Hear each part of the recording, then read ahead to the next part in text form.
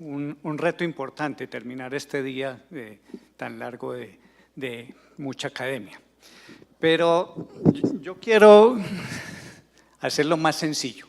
Quiero contarles más, como dice Gustavo, de pronto sí, muchos años. Quiero contar una historia.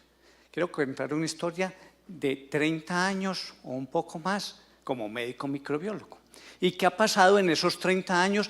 ¿Y cuáles han sido mis retos? ¿Cuáles han sido mis frustraciones? ¿Cuáles han sido mis sueños cumplidos? ¿Y cuáles son los sueños que espero cumplir? Entonces, voy a pasar rápido en algunas cosas, pero espero que no se me queden responderles esas preguntas a ustedes.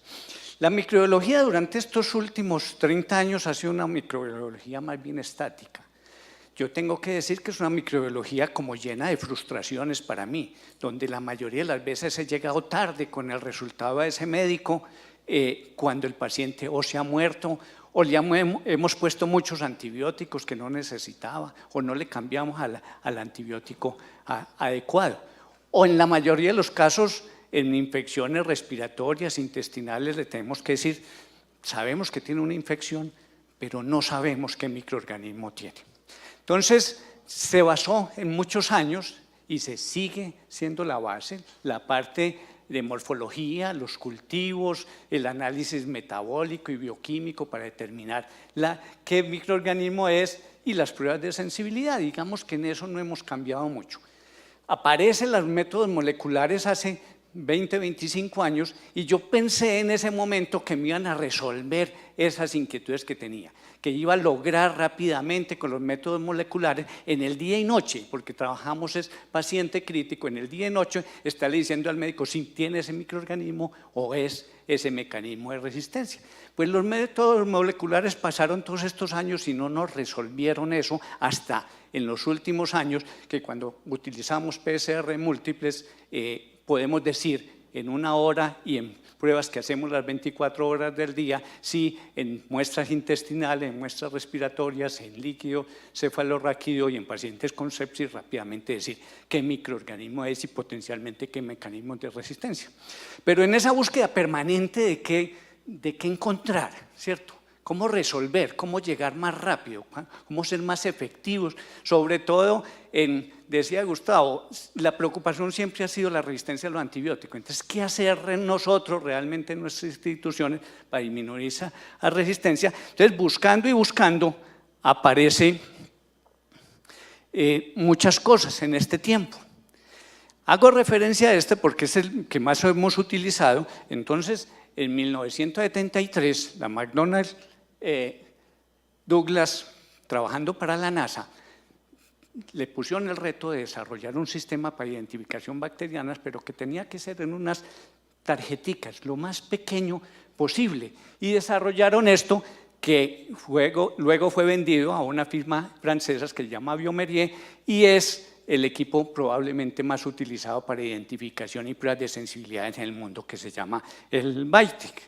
Sin embargo, nosotros lo hemos utilizado en los últimos 20 años con muy buenos resultados, pero siempre buscábamos en algo diferente. Entonces aparece la proteómica. Aparece la proteómica y este señor, que se llama Koichi Tanaka, hace una cosa muy importante, que yo no quiero entrar en detalle, pero logra una vaporización de las moléculas, principalmente proteínas y líquidos, y permitiendo el análisis de esas macromoléculas. Eso no tiene muchas cosas, empiezan una serie de trabajos utilizando esto para distintos fines, todavía sin excelentes resultados.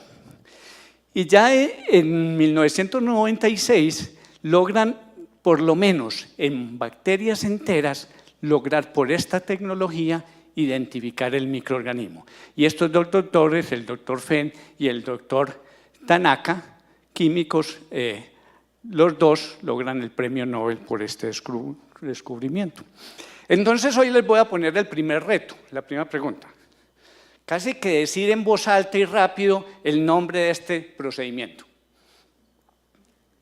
A ver qué fue que se me pasó a la otra. Aquí.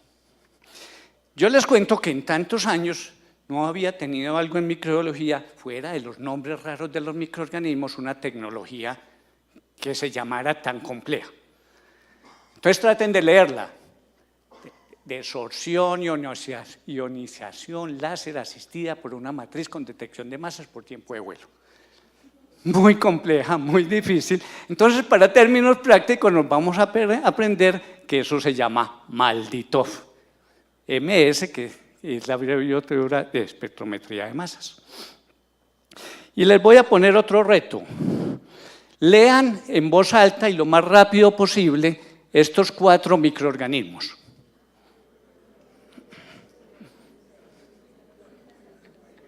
Difícil, ¿cierto? Esos son algunos de los microorganismos que nosotros hemos aislado en nuestro laboratorio, en muestras de biopsias y tejidos, que yo hoy también les tengo que confesar que yo no los conocía, ¿cierto? En tantos años de microbiología y de la búsqueda constante, estamos reescribiendo la microbiología, estamos identificando microorganismos que antes, por los métodos que teníamos, no éramos capaces de identificar. Entonces, ese es otro de los sueños que empiezan a ser cumplidos en mi historia de microbiólogo. Esto está muy sensible, pero este es Elizabeth Sierra, por allá está.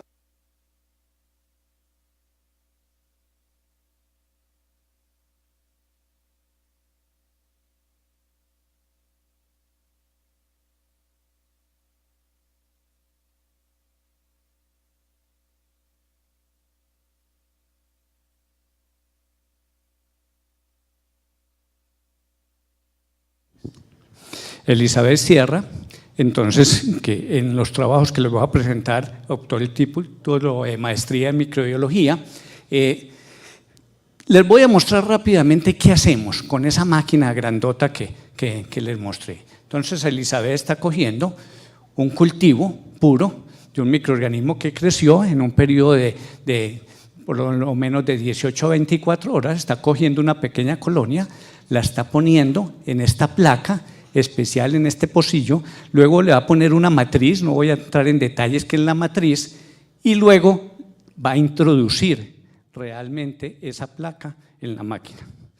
Parece milagroso, pero una vez nosotros le ponemos esta placa a la máquina, logramos identificar 96 microorganismos en 1 minuto.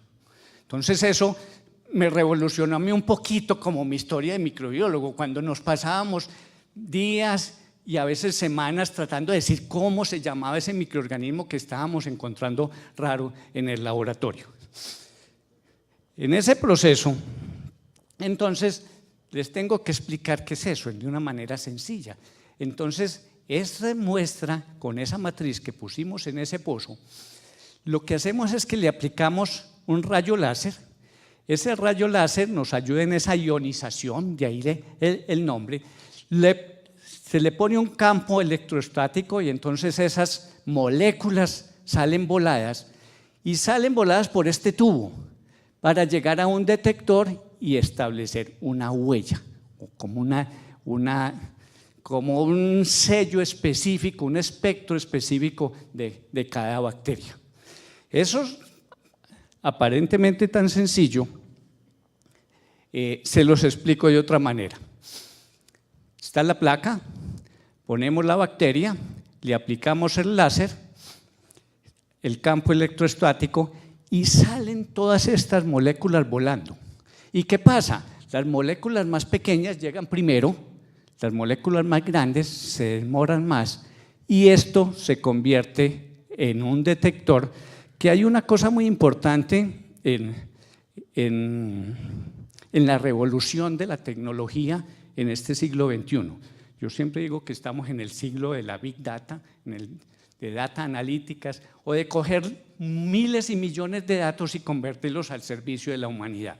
Nos demoramos muchos años en esto y esto es una de las aplicaciones más bonitas. Entonces, se han cogido muchas y muchas bacterias claramente identificadas generalmente por genómica y se les aplica esta huella y a través de la bioinformática se determina que cada bacteria tiene una huella específica y esta máquina tiene un software específico para decir esta es la huella y de acuerdo a esa huella se llama el microorganismo de una manera.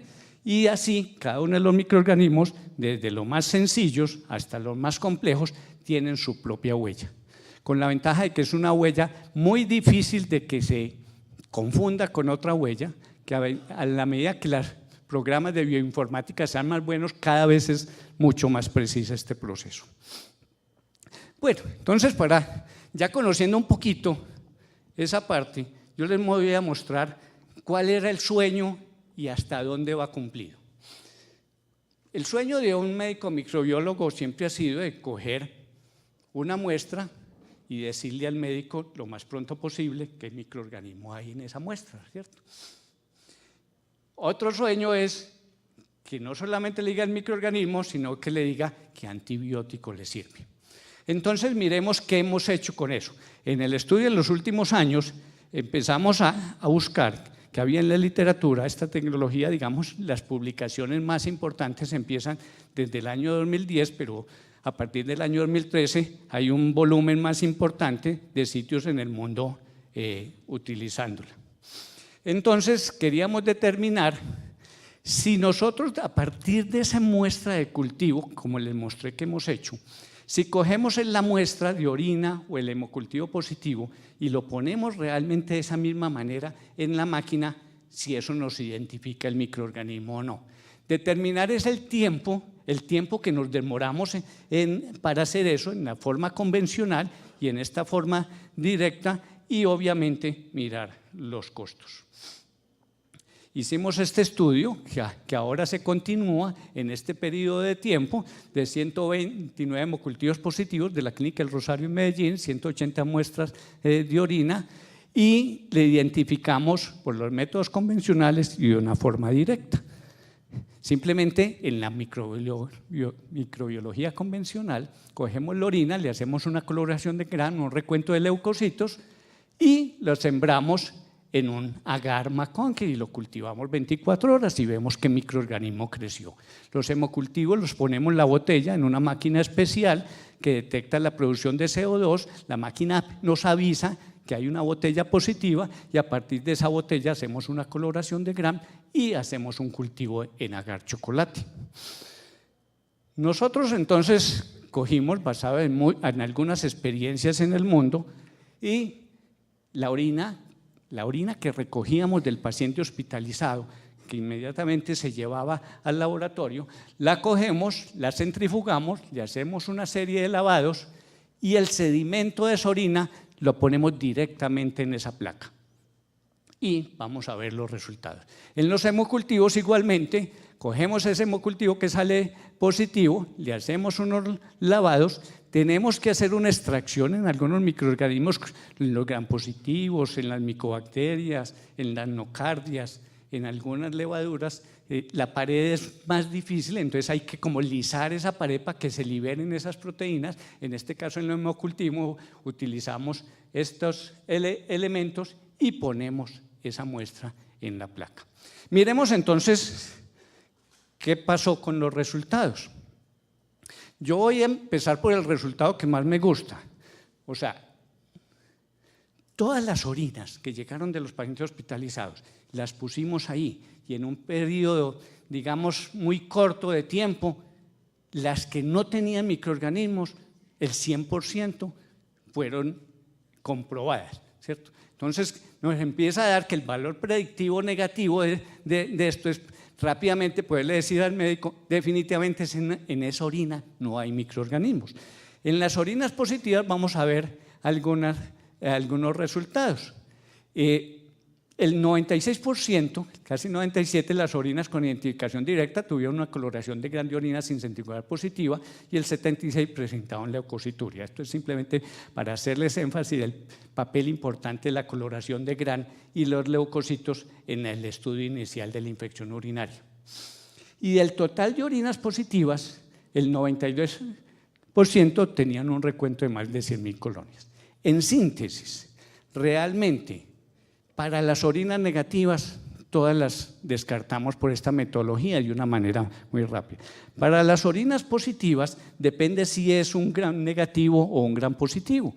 En los Gram negativos, vemos que el 84% los logramos identificar directamente. Yo creo que vamos a mejorar con algunos otros estudios este porcentaje. En distintos microorganismos de todo tipo, y en las orinas que eran de bacterias gram positivas, por esa pared que les mencionaba, es mucho más difícil. Y ahí, por el método de identificación directa, más o menos poco más de una tercera parte los identificamos. Aquí hay un trabajo muy importante para seguir buscando la forma como de destruir esa pared, de liberar esas proteínas para mejorar la identificación en los gram positivos. Obviamente, los gram positivos son una causa menos frecuente de infección urinaria. Los hemocultivos es un reto y hemos probado distintos métodos a lo largo de los años tratando de decir que esa botella que sale positiva, inmediatamente poderle decir al médico qué microorganismo es o qué mecanismo de resistencia, y hemos probado distintos métodos. Hoy en día utilizamos como lo mejor que hemos encontrado, que es los PCR múltiples para esto, pero tiene algún costo importante. Sin embargo, en este estudio, con esa botella positiva, que inmediatamente metíamos en la máquina esa placa, logramos realmente un número muy importante de identificaciones. La concordancia con los métodos convencionales era 100%. Ahora quiero que me entiendan. Bueno, en los hemocultivos pasa lo mismo, con los gram negativos se comporta mucho mejor en la identificación directa, el 93% en distintos microorganismos, y en los gram positivos cerca de la mitad. También un trabajo muy importante con esa pared de esos gram positivos. Pero como les hablé de mi sueño, de cómo llegar más rápido, medimos eso. Y hoy podemos decir que en las muestras de orina, la parte convencional, la que se hace en todos los laboratorios, de coger la muestra, sembrarla, esperar que crezca, poner la identificación y la sensibilidad, nosotros nos demoramos actualmente en promedio 29 horas, y en este método directo nos demoramos 5.8 horas. De poder decirle al médico, tiene ese recuento de más de 100.000 colonias de ese microorganismo. ¿Por qué si yo les dije que el equipo era tan rápido, 96 pruebas en un minuto? Porque aquí está todo el tiempo desde que llega la orina, la marcamos, la centrifugamos, hacemos todo el proceso realmente que puede tardar en el laboratorio, cuando son un número importante de orinas, pues varias horas. En los hemocultivos, en el método convencional que utilizamos, nos demoramos para decirle al médico un resultado positivo 28 horas, y con este método que estamos utilizando 5.7 horas. Entonces, cada vez esa historia de una microbiología un tanto estática empieza a cambiar radicalmente. Empezamos a reescribir la microbiología y a reescribir realmente la oportunidad y el impacto de esa microbiología sobre los pacientes. Y aún no tenemos nuestros estudios completos de impacto, pero les traigo esto. Este es un estudio muy bonito. En el método convencional de hemocultivos, que es el que se hace en todas partes, el cultivo pita positivo, se siembra en los medios, se hace identificación y sensibilidad, en promedio, para ajustar la terapia, para cambiarle a ese paciente de pronto el antibiótico que no le estaba sirviendo, generando un aumento en la mortalidad, un poco más de 72 horas. Con este trabajo que hacemos, y fue igualmente comprobado en este estudio, el cultivo pita positivo lo ponemos directamente en el Malditov, le hacemos sensibilidad y ajustamos la terapia en un periodo entre 24 y 28 horas. Entonces, es un cambio importante en la mortalidad de los pacientes con sepsis. Cada vez que nos demoramos más el laboratorio en informarle al médico, se aumenta la mortalidad en los pacientes por sepsis. Y obviamente, en los estudios de impacto, la estadía en UCI, los días de antibiótico, los costos realmente son mucho menores, miren las diferencias en ese estudio, pero muy importante la mortalidad. O sea, mientras el laboratorio de microbiología sea más rápido y más preciso en emitir resultados, vamos a tener menos mortalidad en los pacientes. La pregunta que me faltaría en todo este proceso es que, listo, estamos muy cerca de ser más oportunos, acortar los tiempos, ser más precisos en esos resultados. ¿Qué nos falta? ¿Cuál es el otro sueño? El otro sueño es decirle al médico no solamente el microorganismo, sino cuál es el mecanismo de resistencia. Entonces hemos probado distintas cosas y en esto todavía nos falta, pero es nuestro trabajo realmente en el próximo periodo de tiempo y poder determinar de esa misma manera, porque es que esa bacteria que tiene ese espectro y se llama ese nombre, también en su mecanismo de resistencia tiene cambios en ese espectro. Entonces es posible a través de este trabajo determinar la resistencia en estafilococos, en enterococos y de una manera muy importante en la resistencia, en este caso, en este trabajo, meropenena, carbapenemasa, pero en distintas carbapenemasas. Entonces podemos determinar que si el Acinetobacter o la Klebsiella o cualquier otro microorganismo es productor de NM1 o KPC, entonces cambia totalmente su espectro y es un espectro específico que nos puede permitir decir en esos tiempos tan cortos cuál es el mecanismo de resistencia.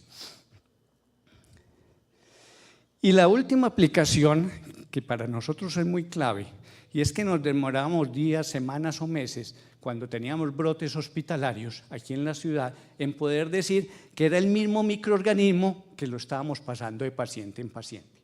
Eso lo hacíamos por el electroforesis de campo pulsado, una técnica compleja que tomaba tiempo y costos. Con este mecanismo, con esta tecnología, que espero que se acuerden el nombre completo, podemos decir rápidamente si es el mismo microorganismo. Esto fue un brote, ya pasan los años, puedo decir, es un brote de la Clínica del Rosario, entre los años 2003 y 2014, teníamos muchas instituciones en la ciudad con brotes por Pseudomonas aeruginosa y nosotros pudimos, con esta tecnología, rápidamente determinar que era la misma Pseudomona exactamente la que estaba infectando de paciente a paciente, establecer todas las medidas de control y felizmente casi que sacar la Pseudomona del medio. Ahora sí me entienden que mi presentación es un sueño, es una historia de una microbiología que realmente esperaba muchos cambios y que en los últimos años, gracias a la tecnología, la estamos reescribiendo, que realmente la implementación de esta tecnología aumenta la precisión, que ese trabajo que estamos haciendo de reporte mucho más rápido, quizás es uno de los elementos más importantes en los programas de gerenciamiento de antibióticos, porque son pacientes que les vamos a cambiar rápidamente el antibiótico, que vamos a ser más precisos en esa terapia combinado con otras metodologías que estamos utilizando como el PCR múltiples, por lo menos poder quitarle el antibiótico que ya le pusimos empíricamente a esos pacientes y no lo necesitaba. Obviamente es un cambio en el paradigma de la microbiología.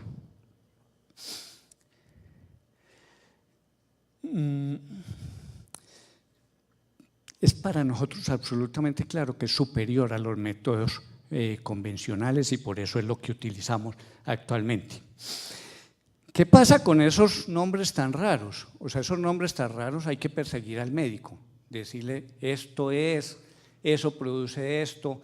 En muchos de esos microorganismos raros no hay puntos de corte claramente establecidos para los antibióticos, entonces hay que buscar en toda la literatura algunos estudios para uno indicarle cuáles son las posibilidades de tratamiento, pero eso es un trabajo que hace ahora la microbiología también un poco más dinámica que la microbiología convencional. E indudablemente identificar directamente las muestras es el cambio fundamental que estamos dando en la microbiología de hoy frente al diagnóstico de las enfermedades infecciosas en el pasado. Nuestro reto, ya les decía, o sea, trabajar la detección de mecanismos de resistencia, porque eso realmente complementaría todo esto. Muchos sueños, entonces, cumplidos hasta este momento, muchos retos realmente, pero quería que conocieran realmente esta tecnología, que tenemos una ventaja en Colombia, es que son tecnologías que son nuevas, pero son nuevas para el mundo entero, y que en Medellín las tenemos desde ese momento. En el mismo día que estábamos instalando este equipo hace 3 años en nuestro laboratorio, lo estaban instalando en ese mes en la Clínica Mayo en Estados Unidos, en el Jackson Memorial en Miami. Entonces, estamos a la par, o sea, estamos realmente con lo más avanzado de tecnología para ofrecerlo a nuestros pacientes. Muchas gracias.